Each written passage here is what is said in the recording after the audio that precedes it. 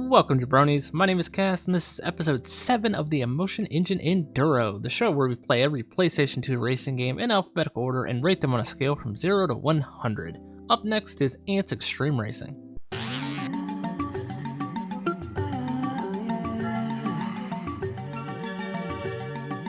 Antz Extreme Racing is a kart racer based on the 1998 Antz movie by DreamWorks. It was released in 2002 on the PS2, Xbox, and Windows.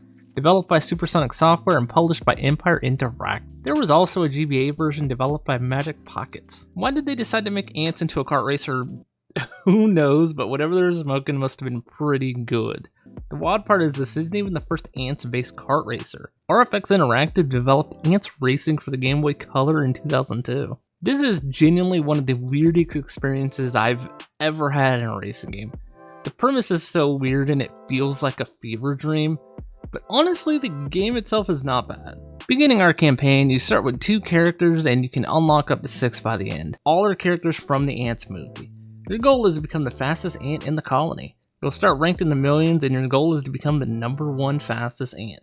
Each character will have a unique set of missions until the final mission where it's just a sprint around a tower up to the queen. They then put the crown on you, call you the winner, and roll the credits. Where the game gets interesting or weird depending on when you ask me is in the actual racing mechanics themselves, or the things you ride on. The most common type of racing you are going to see is a very standard kart racer. You have this kind of kart thing that's just made of like small random things, as well as another bug. So the bugs are riding bugs.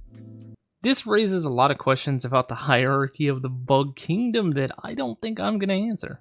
You will also ride on a fly sometimes. It's a very similar experience except you can float over obstacles.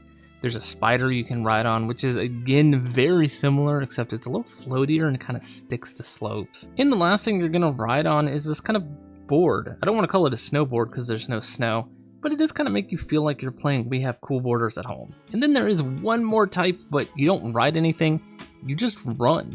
This is kind of the most interesting because it plays very similarly to Sonic R, except it's actually a lot easier to control. All the bugs you ride on do end up feeling pretty much the same, so there's actually some continuity there and it feels like it's from the same game. But the on-foot stuff and the snowboarding feel so much different that it almost feels like they made 3 games, couldn't decide which one they should release, and just shoved it all into one package. Once in the race, you will notice power-ups like so many other kart racers. Missiles, lock-on missiles, shields, sticky goop, mines, speed boost. It's all the standard affair. There's actually no unique power-ups to this game, and there's no unique power-ups to each kind of racing.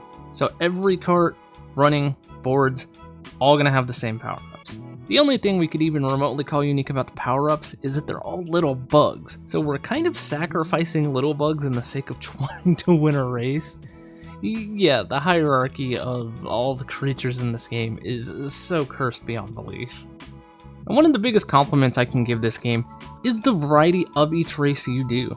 As you play through each character, you're going to begin to notice that basically every single race you do is different. There is a pretty high number of tracks in this game for how many races there are, and even when a track does come up a second time, you're either going to run it in reverse or you're going to take a separate route. Race and track repetition is one of the biggest crimes that a lot of racing games make. Even beloved ones like Gran Turismo 3, you run the same tracks a lot. So this game basically never having you run the same track is genuinely wonderful. And that's about it for this one. There's honestly not a ton to say because Antz doesn't really have a story, doesn't really have a lot of depth, and it's not trying to say anything. At the end of the day, it is just a licensed kart racer, and sometimes that's okay. Antz Extreme Racing gets a 52 out of 100. The overall premise is super weird. It's a weird IP to choose a kart racer based on. The hierarchy of bugs is incredibly questionable, and there's zero depth in the power-up system. At the same time, I did actually have some fun playing this, and the variety of the gameplay is wonderful. Thank you all so much for joining me for Antz Extreme Racing. I don't even know if I conveyed it how weird this game really is, but it was definitely the weirdest one we've played so far. If you haven't already, go ahead and hit that subscribe button right down below so you don't miss more episodes of the Emotion Engine Enduro. We do also live stream these games right here on YouTube, as well as over on twitch.tv/COisNOTpog. Join us next time for Arctic Thunder.